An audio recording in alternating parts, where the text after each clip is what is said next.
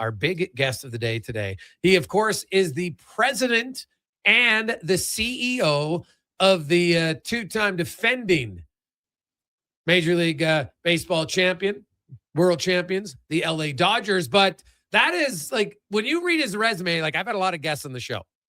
This resume will mock up against anybody.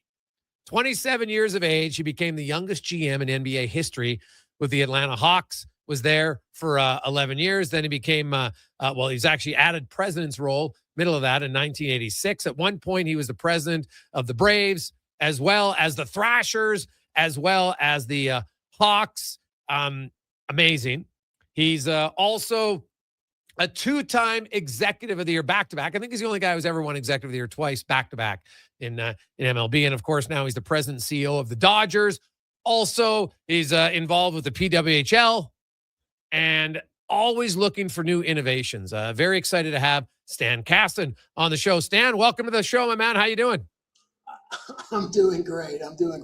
Thank you for that lovely eulogy. I really appreciate it. Well, it's actually funny that you say that, because I look at we actually with my mom, we did when my mom was 75, because I'm like, you know what? Everybody says all the nice things about you when you're dead. So we kind of had a live thing with all her family and all her grandkids saying, what grandma meant to her. And like, that was the greatest gift she ever had, like hearing kind of what their grandkids, well, I remember grandma. What are you saying? No, I'm saying, Stan, like, it's good to applaud you on, like, man, you have lived a life full, and you're a young buck still. But we're going to talk a lot about what you're doing now, but I want to go back to 27 years of age, 1979. You become the youngest GM in MLB history. How's that happen? Take me back, how you're able to get that job, and what did you do to lead up that you obviously interviewed well enough that they're like, this is our guy? Well, I was working for the Hawks, and kind of in between other things that Ted Turner had. We had a common owner. It was the first year of running the Hawks. He needed some help there, and I had just been hired to work for the Braves right out of law school. And so I was still doing a little of this and a little of that, and then things started happening. 2 years later, he had by that point hired a full-time GM. It just did not work out. And one night, the guy left under mysterious circumstances. And the NBA was much smaller in 1979. Yeah. And we had a half a dozen people in the front office. And I was like the only guy left. I mean, I had a law degree. I'd been doing business. And, he said, okay, Stan, you're the GM. And that's the rest is history, I guess. I was not particularly prepared, and I had no natural network yet. But I worked really hard, and oftentimes that's what you need to get the job done. So there I was, a GM. Yeah. What was the biggest learning curve for being an MLB GM for you? And I was NBA GM. I was only a president in MLB. Okay, sorry, yeah. It's the same. Yeah. I had to learn all the rules and the contracts and the collective bargaining agreement and the Constitution, the bylaws. That's easy. It's routine. It's establishing your network, learning everybody that you can, knowing who you can trust, who you can't trust, knowing who tells you the truth and who likes to fib maybe a little. And the worst part was, having to deal with agents. That's horrible. Yeah. Stan, I'm here. That was figuring up the personalities, the nuances. Over time, the only thing that works is if you have a good staff and good people around you. I had to learn who those people were. That was a process that really took years.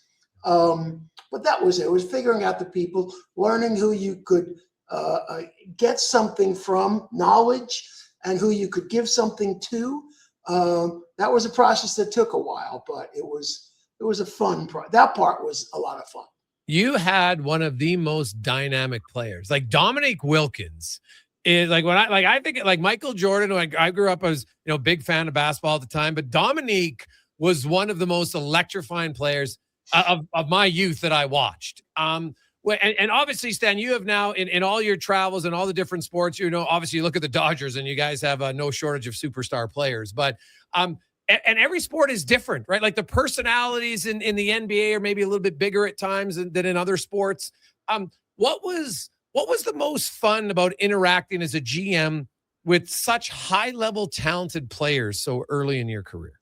Well, it's funny you mentioned Dominique and that he was electrifying. For that first year, I had a rule that whenever we referred to him in a press release, we added the word electrifying. It was always the electrifying Dominique Wilkins. That was the title. So we worked hard at it. Yeah, I was a GM. I had players who were older than me, and that's not common. Yeah. But it was understanding different personalities. I'd loved sports all my life. I'd been involved in sports even before I graduated school, and it's all fun. Now there's an awful lot mundane about it. You have to fill out insurance forms and you have to comply with all kinds of regulations, mundane running a business stuff. And I was also, after a while, the president of the team, which meant I had to also oversee all of the business stuff, which is critically important because unless you're succeeding on that side, you're not succeeding at all. And so the stuff you think of as a fan as being fun, it was fun for me too, but it was an awful lot of work, and I didn't mind that. But to succeed, and you'll hear me say this probably again on this show because I say it all the time. The key is hire good people, let them do their job, and I always had a lot of luck with having good people around me. That is, to the extent I've had any success in my career, it's all because of that. Stan Kasten joins us. He is currently the president and CEO of the Los Angeles Dodgers, but has had just a remarkable career in pro sports. And we're even going to get into what you're doing with the PWHL, Stan, which I think is fantastic, and the Innovative Hub, which that in itself is amazing. To me, you're somebody who never seems satisfied of just staying with the status quo. Like you came in the youngest GM at the time in the NBA. You built Atlanta into a perennial contender. You guys had 4 consecutive 50-win seasons. 50 wins is hard to do in 80 games. You do it year after year. You won the executive twice in a row. You talk about hiring good people. And you said, maybe I wasn't the most, ready at the time when I got the job, but you obviously learned on the job and got better. How did you learn to hire the right people? That's why I said at the top, it was establishing a network and understanding who you could rely on, who you couldn't rely on, who would tell you 90% of the truth, who would tell you 10% of the truth. And it's just work. It's working people. I enjoy meeting people in my line of work much more than I enjoy meeting, let's call them civilians, because all they want to do is talk about my work, which I don't want to when I'm out of here. But when I'm talking to colleagues, I'm really interested in what they have to say.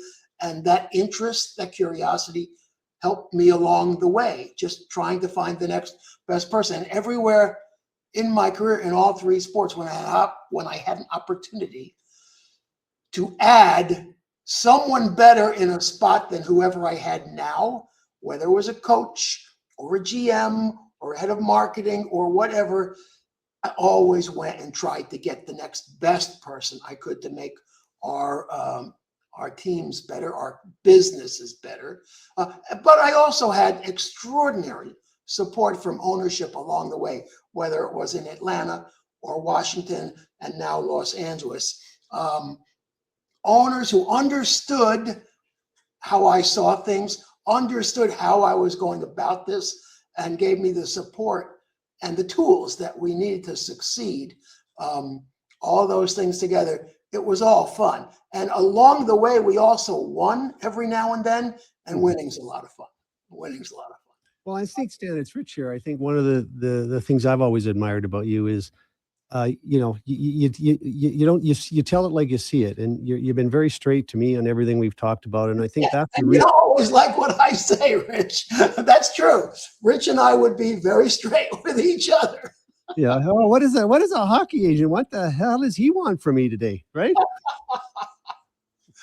But I think that's a real I think a lot of people in sport aren't very candid, and I think that actually the most successful executives are. I just think it's so much easier to be direct and forthright, and I think that's been one of the things that I've experienced with you, and I think that's a trait that has really stood well over time. And I think young people need to know is be direct, be authentic, and if there's anybody more authentic than Stan Kasten, I don't know who he is, and I think that's you really are who you are, and you bring what you bring.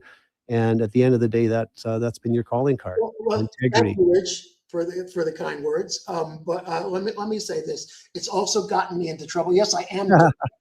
Yeah. I am direct. Okay, but I'm also have a self-confidence when I'm pushing something I believe in, and I'm passionate about almost everything I do. Blessing, curse, whatever you call it, I am. And too often, the fact that I'm self-confident and passionate translates into arrogance, which I'm never trying to do. But that's how it always comes off. And I'm aware of that, and I try to avoid it, so far unsuccessfully. So yeah, it's a mixed blessing, but I don't know how to do it any other way than being direct. Now, well, have your convictions and stand by them is it's a key to success. It's also risky, but I think it's the longevity that you've displayed is a large part of that, and I think we see it in other executives too. And Stan, you have the unique experience of being with 3 different professional sports leagues: hockey, baseball, basketball. And they're very they're big, and some are bigger in different levels. But having been a president in all 3, the differences of them, how different did you have to go about your business when you're the president of an MLB team compared to the president of an NBA team? Is there a distinct difference? No, I will tell you, and this surprises people, there's no difference being the president. Okay. Because the pillars that I believe into building a business work for a franchise in any of those sports, they work for businesses. And when I do my corporate speeches to non-sports entities, I talk about the same 3 things. In sports, it's your team, it's your customer, it's your community relations programs. In business, that is your product, your customer, and your brand. And those same things, if you pay attention, now I could write a book on each one of those pillars, but the basics are the same. Being a GM is different, okay? You can't be a GM in more than one thing. Those things are very, very, very different. I was telling one of my scouts here yesterday that one day I convened a meeting of all 3 of my international scouting departments, basketball, hockey, baseball, to see what we could learn from each other. Whether it was people or processes or how to handle things. At the end of the day, and it was interesting for all of the people, but we concluded there was almost no overlap in those disciplines. Because back then, probably still today, baseball was largely a Caribbean and a Pacific Rim matter, and basketball was a Western European matter, and hockey was an Eastern European matter, largely. And so there was very little interesting. The basketball coach at USC was one of my assistant coaches, and we were talking about this. He was in those meetings. We were talking about this the other day. It was fascinating for everyone to hear, but at the end of the day, they concluded there was no overlap. So again, being the GM is different from being a president. I assume, take over a widget company tomorrow and find a way to succeed. It might not be as interesting to me, but I think the principles are the same. Obviously the GM is very different. You're making trades, you're signing contracts. You got to really kind of understand the people and the humans in your room and what makes them tick, and you're looking to improve them. And then you obviously have to hire coaches to make sure you're the right guys. Did you ever have an itch to want to be did you ever think, hey, maybe I could be a GM of an NHL team or in Major League Baseball or anything? Because you did it in the NBA and you did it very successfully, as I mentioned. Yeah. 4 consecutive seasons of 50 wins, and I think you made the playoffs 7 consecutive seasons, if I'm not mistaken. Not really. I thought when I was a GM that I could well end my career as a GM. I was very comfortable, very happy, and I loved what I did. The company at the time working for Ted Turner, needed me to do other things. And again, remember, I had an Ivy League law degree just sitting around also. So, so he thought I could do it, and it turned out I had some ability there too. And then things just started. I kept climbing a ladder that I didn't even want to be on, but it was hard to go back after that. I really haven't thought it. Could I be a GM in the other sports? I suppose after a period of a learning curve time, but not really. Okay, I think once I left the full-time GM business, I didn't see myself going back. Stan Kasten joins us. He's the president and CEO of the Los Angeles Dodgers. And Stan, from 1979 until 2026, the major change in pro sports is just the amount of money that athletes are making and teams are making. Like, it's a totally different level from what you started with, right? And as a president, and you see that and the evolution, like it's a massive business now, right? Like, and sports is still super fun, don't get me wrong, but having been on the inside, when you compare 1979 to 2026, like I see from the outside, the money's changed, and the advancements in nutrition and sleep patterns and charter flights and all those sorts of things.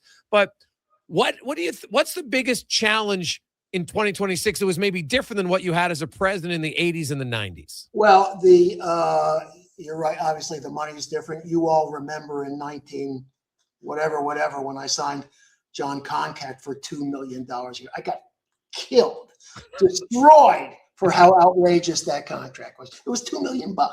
So so that's a little different these days.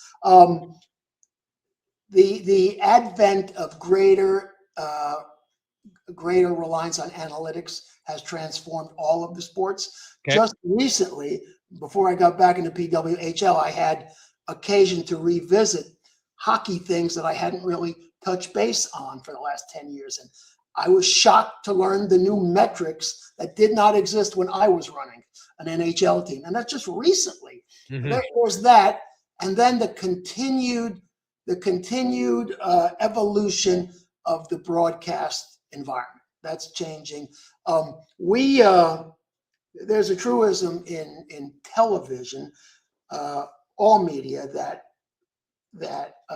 delivery of your product changes like every 25 years. First it was the telegraph. First it was newspapers, then the telegraph, then radio, then television, then cable, and now it's streaming. And the next thing is probably little dancing holograms on your coffee table. I don't know what the next thing is. Ted Turner had a profound belief that he would never invest in hardware. He would just invest in software, just control the content. Because if we control the content, we'll find the way to optimize the monetization of our product. So, it's not, I won't say it's a difference in kind. It's a difference in degree, though. Everything is more. Like I said, when we were at the Hawks, we had like 6 people, and now we have 206 people in a front office, and much more than that at baseball. So everything has grown. Everything has gotten bigger, a lot more specialties. And because of that, that's where you have seen the professionalization, both on the business side and on the team side. The team side, we now have PhDs in our office on the player team side, right? Doing analysis for what pitch is working better and what sequence. I'm serious, PhDs are working for us across sports, doing the same things we had scouts doing with their eyeballs half a century ago. And that's a big change. That's a big change. Big change. And we're not seeing a lot of that yet, Stan, in hockey. You're far ahead. And I think one of the things that I've looked at over the last few years, you really, when Guggenheim and you took over the Dodgers, everybody thought the price you paid was insane. And then you guys immediately got to work on realizing, and I don't know if it was Guggenheim or all of you as a group decided, look, we're going to, maybe like Ted, monetize this. And you created an innovation hub, which at the time was unique. And what was the thinking behind that? And you've had great success with it. That was our accelerator, which we started in 2015. It's because once we got the team back to where we needed it to be, and we spent a lot of time, energy, money trying to accomplish that. Okay, what's next? We're filling up our stadium. What's next? We can we can raise prices and all that, but what's next?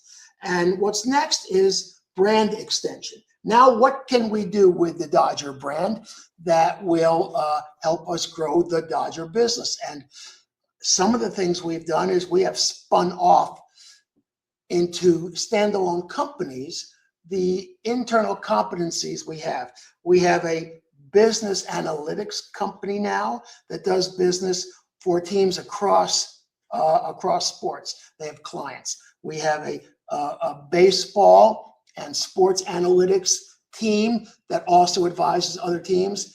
We have a design company because we have the great Janet Marie Smith, famous baseball designer, but she's done a lot of other things. She now has her own company while still working for the Dodgers, doing things like that.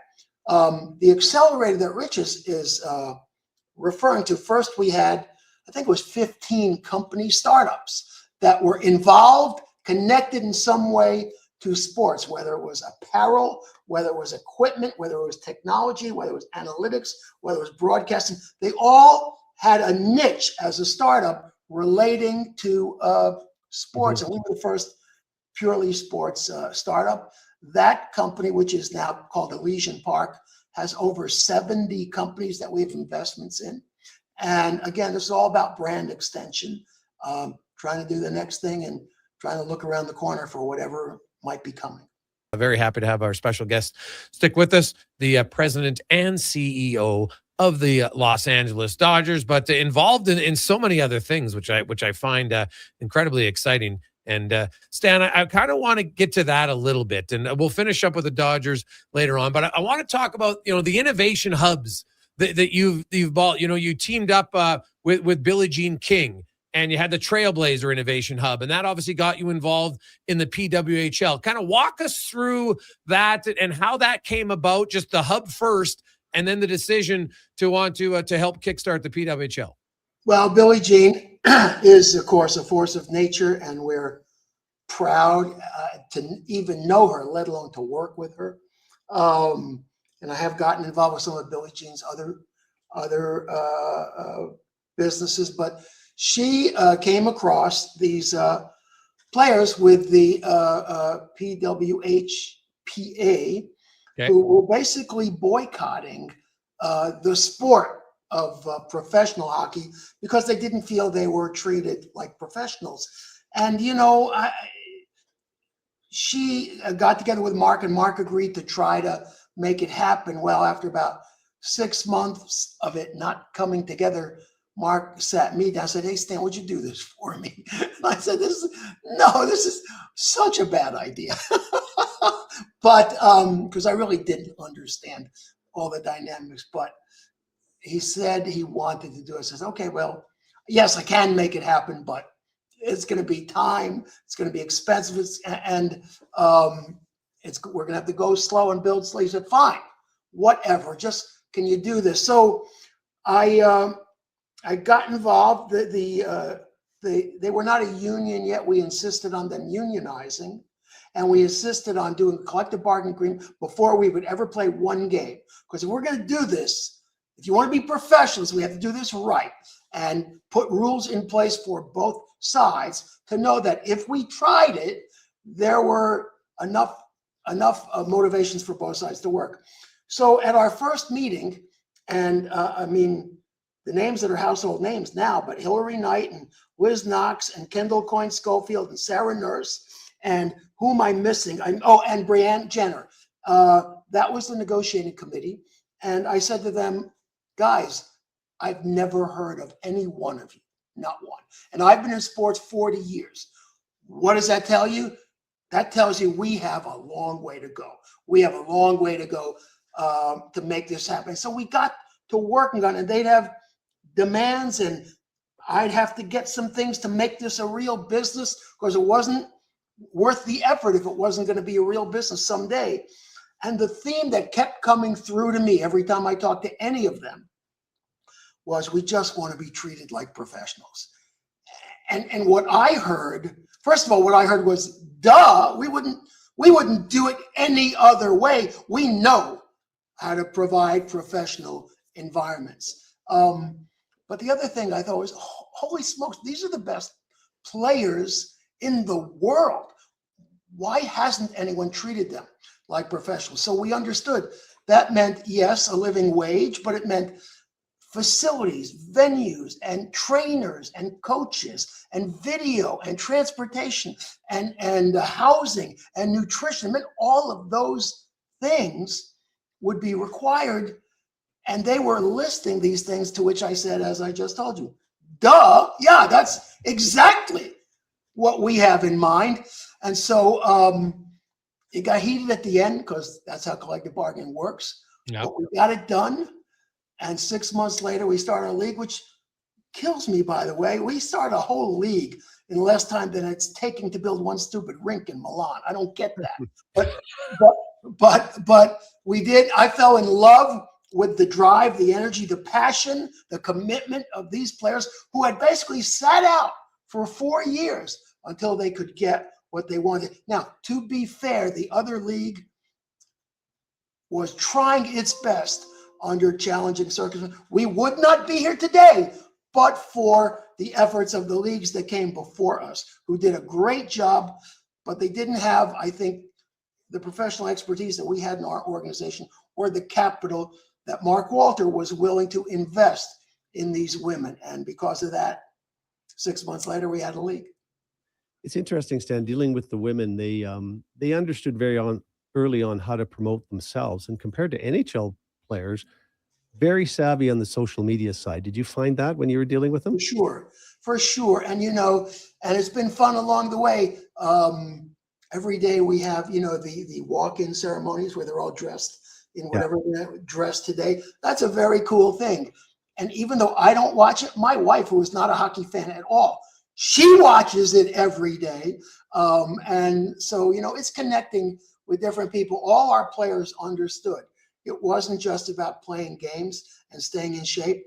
It was going to be about their time and effort to help supporting this. And that meant being out in your community, conducting clinics, throwing kids pucks before the game and after the game, doing autographs whenever possible. So they understood what was involved. And so we're in just at the beginning of year 3. And as you've noted, I've had an interesting career so far, a lot of things of which I am proud. There are very few things I am more proud of than the PWHL. Yeah, they're a great group of athletes who've, they've taken a long road in this day and age to get what they deserve, and they've committed a lot to it. And it's a unique group of women to be around, because they're very passionate and they're very appreciative, I think, more than anything else. It's a great group of people to be associated with, don't you think?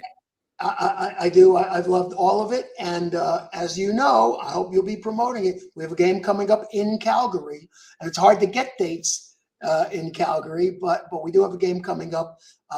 I urge everyone who's listening to check it out, because everyone who's a hockey fan, once they go to a game, they have the same 2 observations. Holy smokes, it's really fast. Holy smokes, it's really physical. They were not expecting that, but that's what we have, and it's a product. And it's crazy, yeah, and it may be, more physical than most NHL games. I find it frightening now when a big hit is now almost a invitation to a line brawl. But in women's hockey, it's much more physical than We don't have brawls because they're still wearing cages, so I think that's a good thing. But you should know, here's where our league stands in the world.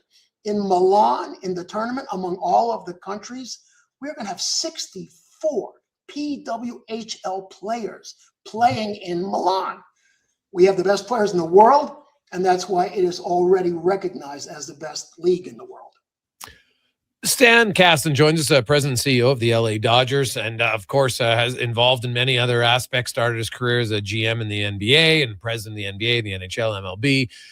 Stan, when you started your innovative hub, what was your focus when you originally came about, like the focus and where it is now, and maybe what's coming in the future? Well, we've had 3 classes, and for right now, I think we're going to hold steady for maybe another year or 2 or more. It was a business play, Jason, right? We had the open door of these brands which were were the Dodgers. We had a piece of Chelsea. Now you see how our brands are growing. We have a team in F1 starting in May. We have the Lakers. We have the Sparks. And so we had the brands, and we want to use our brands to attract companies. And that first year, when we didn't know how many people would apply, we had almost 500 applications from startup companies from 37 countries around the world. So it was our brand that was kind of a magnet. And we would tell people, listen, I have a laboratory every night of 50,000 people. We want to try something out. I've got one, a real-time laboratory for you to experiment with, for you to try something out. So whether it's something for fans or something for analytics or apparel, we have, as I said, a laboratory to help develop your product using our connection and our stature in the world of sports. But it's a business play, Jason. We hope to make money someday, and that's what we're still working for. Now, speaking of making money, the Dodgers, of course, back-to-back titles, won 2 championships. And it's interesting. Some people are like, oh, yeah, but the Dodgers spend more money. Well, everybody can spend the money. It's just you make that choice whether to do it or not. And Shohei Ohtani, though, is unlike a lot of athletes, not just as a player, because I've never seen anybody who can hit and pitch and then, oh, I can't pitch, I'll just steal 50 bases. Like, it's weird. Just the guy is unreal how good he is. But when you signed him, I've read lots of stories that talked about how the ability to market him in his own country was something that you're going to get a lot of that money back just through that. And you being in the marketing game as a president, you talk about making money, like the ability to go to a completely other country on the other side of the world for your sport and help it maximize. Like, that's something that's really, it's I wouldn't say unheard of, but there's not a lot, like, the biggest NBA star was big in North America. And they're big a little bit in Europe, but it's not at the same level, Stan. How has that changed the game in the ability to go, across continents and other places? Well, that's a very good question. I'm glad you asked it, because yes, we have become very popular in Japan, not making money from Japan over there, but by Japanese sponsors coming over here, wanting to spend their money, Japanese tourists wanting to come over here and spend their money, because it's important to remember in baseball, unlike other sports, we do not control the rights to our brand outside of the city of Los Angeles, a little bit beyond that. Everything beyond that, domestically, and everything internationally belongs to Major League Baseball. So this has been a tremendous boon for Major League Baseball. And we have often observed, and everyone in baseball would agree, the legacy, the history of the Dodgers and everything that came before it, and Jackie Robinson, Sandy Koufax, Fernando Valenzuela, all of that combined with the stature of the best player in the game, that was baseball's golden moment. That was putting its best foot forward. It couldn't have had a better mix of product and location to really help baseball kick off its internationalization hopes and merchandising around the world. Shohei arguably is the most popular player in the world right now. He's on a level with the Messis and the Jordans, and he's still in his prime. So we're fortunate to have him. It's great for the Dodgers and for Dodger fans, but it's even better for all of Major League Baseball. Stan, you made a lot of different sports with a lot of different teams, and I think we see talent. Talent is very important. I've always said talent will get you into the playoffs, and it's culture that takes you to a championship. And Shohei is obviously an amazing young man, but can you just tell us a little bit about your experience in the importance of culture in the ultimate success and winning the ultimate prize? Well, first of all, he came in here and he had some suggestions for us about things we could do. And every Asian player who has come over has had suggestions, and that's good because we didn't have that kind of input before. I think we have fostered through our baseball people, whether it's our president of baseball operations, Andrew Friedman, our GM, Brandon Gomes, our manager, Dave Roberts, they are all open to new suggestions. They have a willingness to involve the team in the big decisions. We have a real openness. When someone is being talked about being traded, Rich, as you know, we were straight with them. Said these discussions are happening. They may not happen. They may not. When we tell someone you're not being traded, well, then you're not being traded.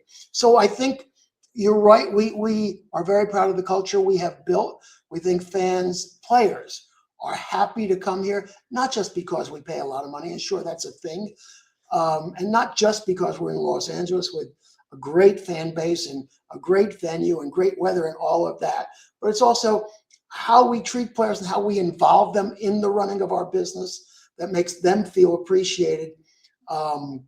Very few players, like almost none, will you ever hear say, boy, I'd never want to play for the Dodgers. I mean, I think, Stan, a lot of people don't really understand the importance of taking care of your players. Stan, I mean, Phil Jackson talks about love being foundational. Coach Wooden back many years ago, the same thing. And I think a lot of people, it's about the money. But as an agent, I have to tell you, there's just been a number of times you and I met through Marian Hossa. I mean, Marian Hossa turned down $97 million to play for a year to pursue another goal with the Detroit Red Wings. And I think when players feel cared for and a part of the process, that will save you some money, but more important, it'll attract players. And I don't think people realize how important the culture, the family orientation is. And I'm sure you've spent a lot of time developing that. We do. And we're, as I said, we're very proud of the culture we built. I know that Edwin Diaz, the last player we just signed last week, he was here because of what he had heard from his brother, whom we had and who we cut a year ago, but who loved the experience of being here. And through Kike Hernandez, they are both from Puerto Rico, and he spoke to Kike, and Kike's a free agent. He's not even here at the moment. But we'll rely on the opinions of players who have been here before. Very important. We think it's a competitive advantage, and so far that's how it's played out.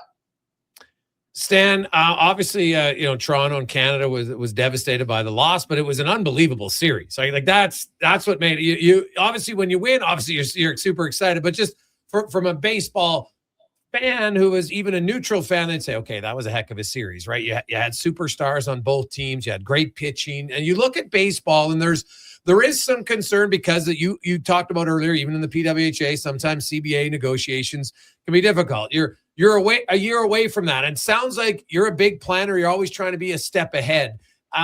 Any concern about the upcoming CBA negotiations for MLB? Yeah, it's something we take very seriously. We think there are things we can do to make our product even better. And we think things can be done in a way that are also better for the players. Now, let's wait and see. The owners have not decided on their strategy yet or what kind of plan they want to propose. But I believe there are ways to accomplish both goals and to keep our momentum going. And I know that's what the players want as well. What I found interesting about baseball is for the longest time, it was one of the most traditional sports. Like you didn't change very many things. But the last few years, they made some drastic changes and they've all worked out, right? Like you eliminate, now you have a DH in the NL. You have a pitch clock. The bases change. Like it seemed like it was so hard, but you look at those decisions, like God, like every one of those moves seems to have paid off. Is there anything else change might be coming to the rules? Do you like everything how it is? Well, change is just part of sports. You have to keep up and you have to continue to be mindful of what your fans are thinking about where you are. I'm so old. I was in the NBA before we had a 3-point shot. Yeah. Okay. Next year, we're going to have the automatic ball strike system. We think that's going to be an improvement. As you said, Jason, recently, the changes we've made, I think, have all been for the better. Some people don't like the review process, but every sport we have to complain. It's better than just complaining about a sport and not knowing what the right call is. So I think we have leadership both in the commissioner's office and at the team level that are interested in doing whatever we can to improve the game. And that's why we're on a good track. It's a good time to be in baseball. And I'm looking forward to the next few years, however long I'm doing this. Stan, before I let you go, and I really appreciate your time, in your position, you mentioned that you're always looking to hire the right people at all different levels of, some are entry level positions, some are management, some are very experienced positions. There's lots of people that are huge fans of sports, and most of us aren't skilled enough to be on the field. They don't have that physical ability, but have lots of other strengths. If you're looking to hire somebody, whether it's with a technical background, are there certain things that you would recommend in professional sports that if people want to get into it, that they should be looking to do? Well, first of all, you should know there are always entry-level jobs available. At the end of each season, it's when we staff up. So when a season ends in baseball, that's when there are jobs. Now, usually they're entry-level, which is in sales or in sponsorship service or in PR. Expect to work long hours, but generally speaking, you're having fun. I also tell people, and this is both in baseball and in hockey, a little more recently in basketball. Think about minor league teams, because at a minor league franchise, you spend the summer doing everything. You're selling peanuts, you're taking tickets, you're sweeping up the bases, you're doing everything. What a great grounding in the business of sports. And so they're available. You may have to send out 100 resumes till you get a job, but don't be afraid of going to Apalachicola or Minot, North Dakota, or Grand Forks or Saskatoon. Don't be afraid of that, and spend a year or 2 or 3 until you get good at what it is you want to do, and then think about how you move on. I think it's really important, Stan, because I remember one time I was on the phone with a guy named Darcy, and we're talking about a player in Buffalo, and my wife turned to me and, "Is that the guy Darcy that picked us up at the airport a few years ago?" And I said, "Yeah, Darcy Regier." And Yeah. And Darcy started in the minors. He was picking an agent and his player up at the airport, and 5 years later he was a thorn in my side, trying to get a deal done in Buffalo. But it really is important. It's so much easier to get into the minor leagues, the Syracuses and others, and it's not that far from there to where we do business. Stan, thanks so much for this. We really appreciate your time. All the best to you and yours. Have a very Merry Christmas and all the best in the upcoming season. And we look forward to see what else you got on the horizon. Can I say this is the most enjoyable time I've ever spent with Rich Winter? Thanks, guys. Happy holidays. Good to talk to you. Okay, Stan. Thanks a lot, buddy. Stan Kasten. What a career, man. That is unbelievable. Great get, Rich. We appreciate it. To do what he's done from the age of 27 until now, from 1979 until that's 47 years coming up that he's been in professional and all sports. He did in year 46 and 47 was win back-to-back World Series. Yeah, and it's not just being involved in that. It's is it Elysium? Is it Elysian Park. Elysian Park. That Elysian Park is an area in Los Angeles. Yeah. So I just picked up the name, but yeah, for him to be involved, I mean, to take on the PWHL and do all of that, what he's done there in such a short period of time. But I think he said it when he said he could run a widget company. He's just learned to be a very good executive. He just happened to be playing his trade. And in sports, and I've tried to sell this. If you look at all the great teams now, from the Mumbai Indians in cricket to the LA Dodgers, the Golden State Warriors, the Manchester Cities, the Paris Saint-Germains, those ownership groups have done is said, no, sports is not different. We're going to run it like our core businesses. We're going to have a vision. We're going to hire the right people. We're going to be innovative, and we're going to start measuring things. And Stan's just a good example of that. He's been doing that from a very, very early age. Awesome.